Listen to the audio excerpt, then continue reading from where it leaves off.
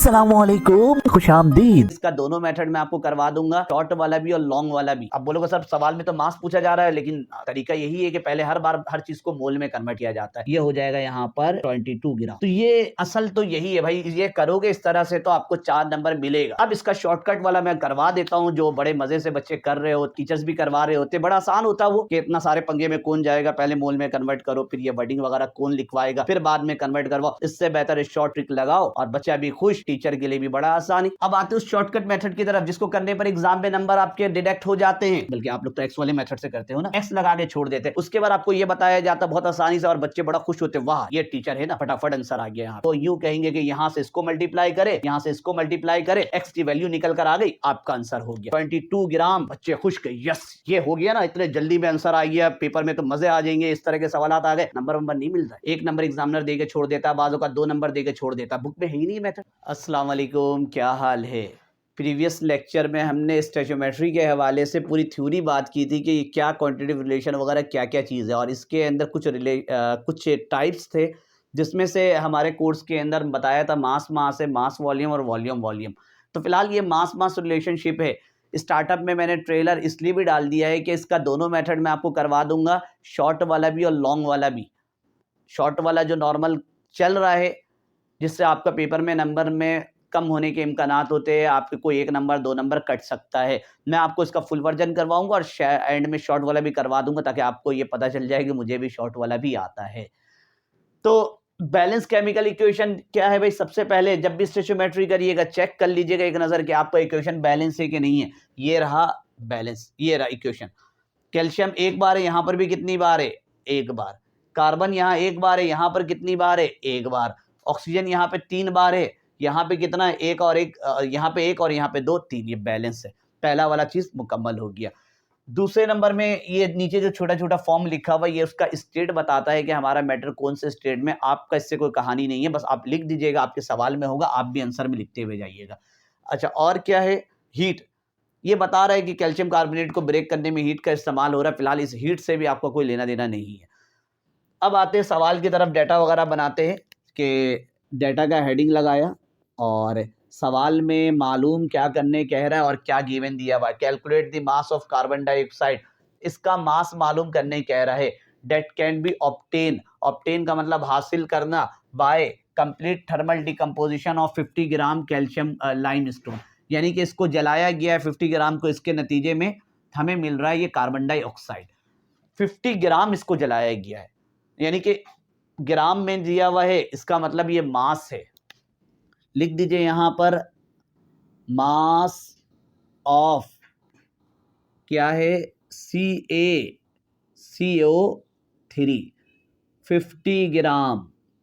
आपको mass given दे दिया है और मालूम क्या करने कह रहा है, मास। तो एक हिसाब से देखा जाए तो मास मास रिलेशनशिप आप इसको कह सकते हो। मास गिवन है, मास मालूम करना है।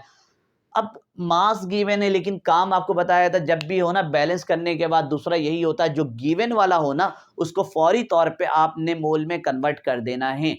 तो इसे यही कन्वर्ट कर दीजिए, या आगे जाकर भी आप कन्वर्ट कर सकते हो। अमूमन इसको कन्वर्ट नहीं करवाया जाता है, डायरेक्ट मास से काम कर दिया जाता है। तो मैं आपको मास वाला दिखा दूंगा एंड में। फिलहाल ये देख लो कि इसको अगर मैं मोल में कन्वर्ट करूं, मोल्स ऑफ CaCO3, अगर प्रीवियस वीडियो मेरी देखी हुई है तो मोल का फॉर्मूला क्या होता है, मास अपॉन मोलर मास। तो यहां पर 50 ग्राम ये मास, चलो फॉर्मूला मैं लिख ही देता हूं आपके सामने, मास अपॉन मोलर मास।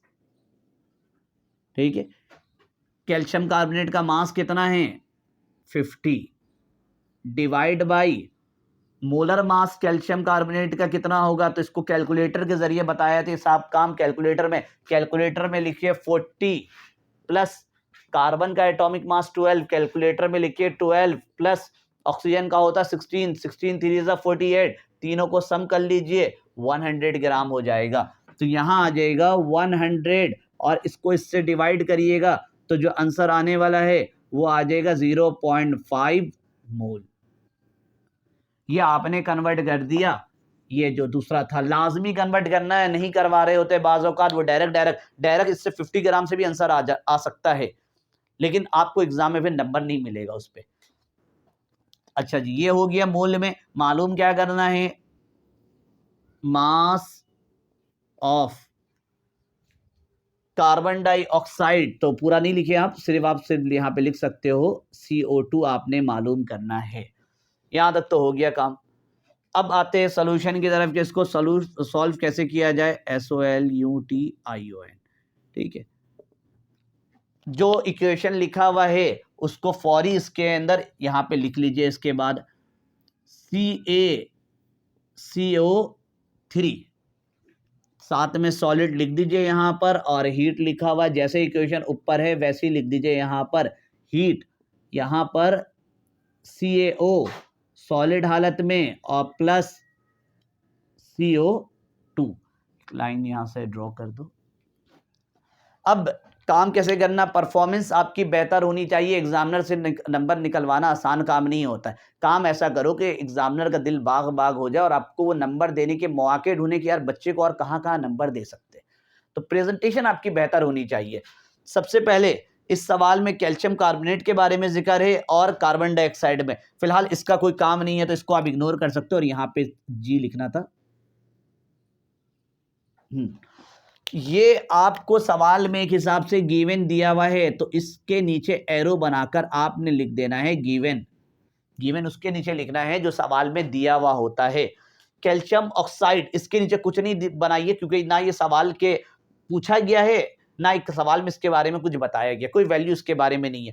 और इसके नीचे एक पूरा लाइन आपका चलता हुआ जाएगा और इसके नीचे आप लोग लिख दीजिएगा रिक्वायर्ड, क्योंकि ये मालूम करने के लिए है। कैल्शियम कार्बन डाइऑक्साइड मालूम करने के लिए रखा गया है। अब करना क्या है, कैल्शियम कार्बोनेट का स्टोइचोमेट्रिक कोफिशिएंट कितना, ये जो बराबर वाला नंबर होता है ये नंबर, यहाँ पे कुछ नहीं है तो क्या मौजूद है 1, तो आप लिखिएगा यहाँ पर 1 मोल, ठीक है। यही स्टोइचोमेट्रिक कोफिशिएंट है। कैल्शियम कार्बोनेट 1 मोल है और इसका स्टोइचोमेट्रिक कोफिशिएंट कितना है 1 मोल,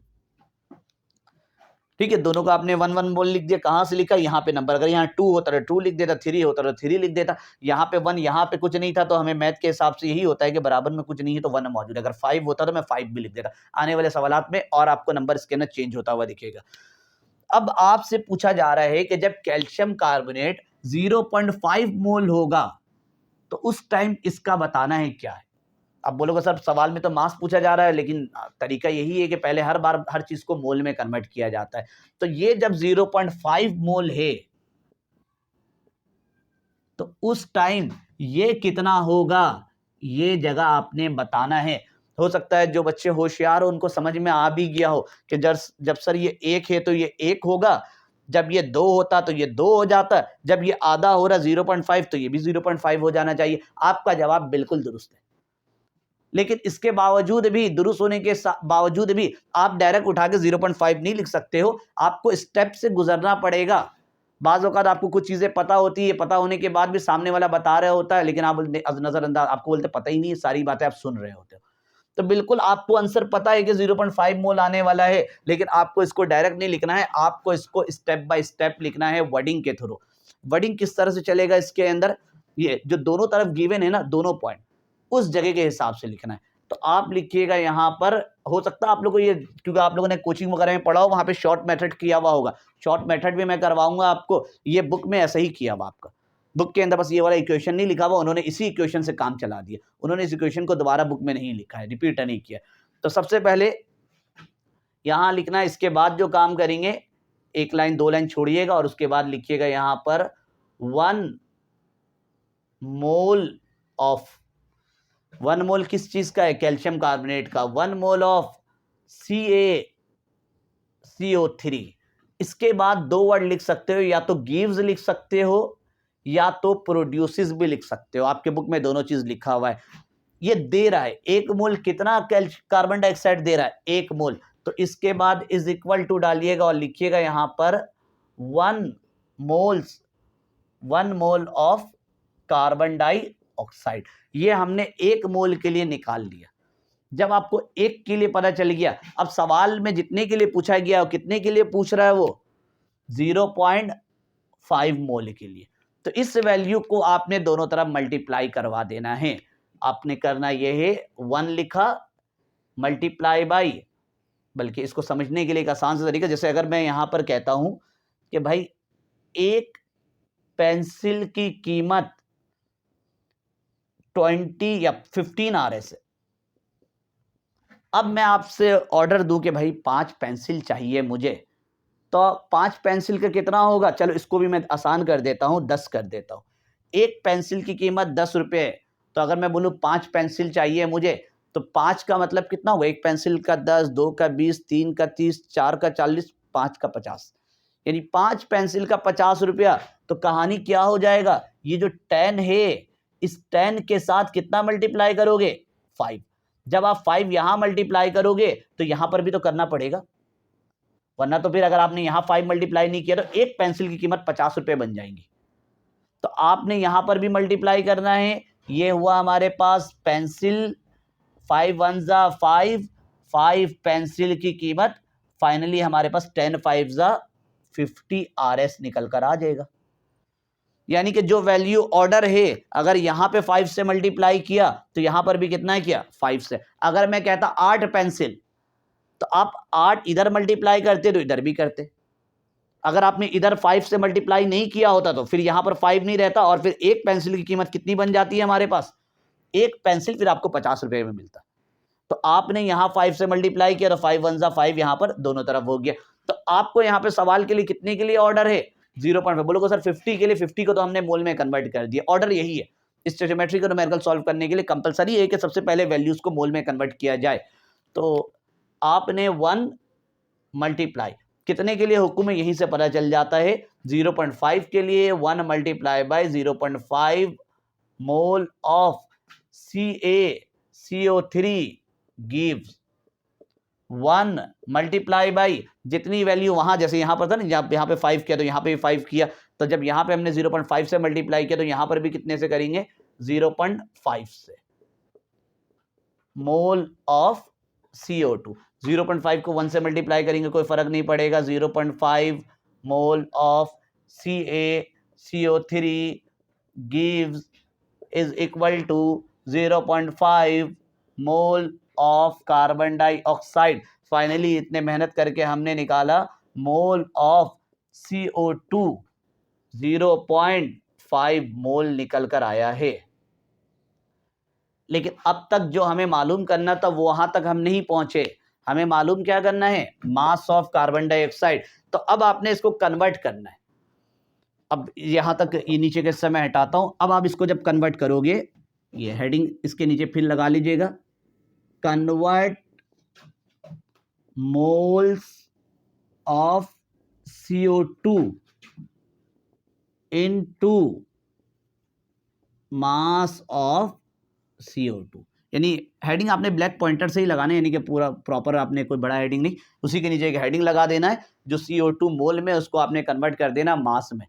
मोल का फॉर्मूला क्या है भाई? सीधा सा यही है, mole is equal to mass upon molar मास।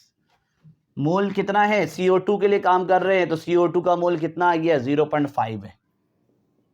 ठीक है, मास मालूम करना है, रहने दीजिए। मोलर मास कितना है CO2 का? तो CO2 का मोलर मास कैलकुलेटर पे निकाल लीजिए। कैलकुलेटर में लिखिए पहले 12, फिर प्लस का बटन प्रेस करिए, उसके बाद कैलकुलेटर में लिखिए 16, फिर मल्टीप्लाई का बटन प्रेस करिए और 2 लिख के इज इक्वल टू कर दीजिए। कैलकुलेटर में 44 आंसर आ जाएगा। उस 44 को यहाँ पर रखा, ये मास इससे डिवाइड हो रहा है, दूसरी तरफ जाएगा ये 0.5 multiply by 44 is equal to mass. यहाँ पर मास इज इक्वल टू, इन दोनों को आपस में मल्टीप्लाई कर दीजिए। मल्टीप्लाई करने पे जो आंसर आएगा वो आएगा 22 ग्राम। तो ये आपका फाइनली आंसर आ गया। अब अच्छा, आखिरी में जब आंसर आए तो एक काम कर दीजिएगा कि अब पूरा लिख दीजिएगा। मास तो निकाल रहे हैं, लेकिन किस चीज़ का निकाल रहे हैं हम? CO2 का। तो अब लिख दीजिएगा मास ऑफ CO2, ये हो जाएगा यहाँ पर 22 ग्राम। तो ये असल तो यही है भाई, ये करोगे इस तरह से तो आपको 4 नंबर मिलेगा। अब इसका शॉर्टकट वाला मैं करवा देता हूँ, जो बड़े मज़े से बच्चे कर रहे होते हैं और करवाया भी जा, टीचर्स भी करवा रहे होते। बड़ा आसान होता है वो, कि इतना सारे पंगे में कौन जाएगा, पहले मोल में कन्वर्ट करो, फिर इक्वेशन बनवाओ, फिर इतना मेहनत करो, फिर ये वर्डिंग वगैरह कौन लिखवाएगा, फिर बाद में कन्वर्ट करवाओ। इससे बेहतर शॉर्ट ट्रिक लगाओ और बच्चा भी खुश, टीचर के लिए भी बड़ा आसानी, फटाफट यूं किया आंसर आया, आपने यहाँ पे गए और पेपर में जब गए तो नंबर आपका आधा हो गया, किसी टीचर का मन किया तो पूरा ही कट कर दिया। तो मैं दिखाता हूँ शॉर्टकट भी आपको करवाता हूँ, ये लिख लीजिए इसका जो आपने कॉपी के अंदर, फिर मैं आपको इसका शॉर्टकट मेथड दिखाता हूँ जो कराची के अंदर नॉर्मल चलते हुए आ रहा है आजकल। अब आते हैं उस शॉर्टकट मेथड की तरफ जिसको करने पर एग्जाम में नंबर आपके डिडक्ट हो जाते हैं। मास ऑफ कैल्शियम कार्बोनेट, ये तो गिवन दे दिया, और होता ये है कि साथ में लिख देते हैं हम कि भाई मास ऑफ CO2 मालूम करना है। ये सॉल्व की हेडिंग लगाई और उसके बाद काम कर दिया, इक्वेशन मौजूद है, यूं लिखा CaCO3, यहाँ लगाया हीट और यहाँ पे आया कैल्शियम ऑक्साइड प्लस का CO2। स्टेट लिख देता हूँ नीचे, यहाँ पे ऐसे और यहाँ पर G। एक इसका काम है सवाल में और एक इसका काम है।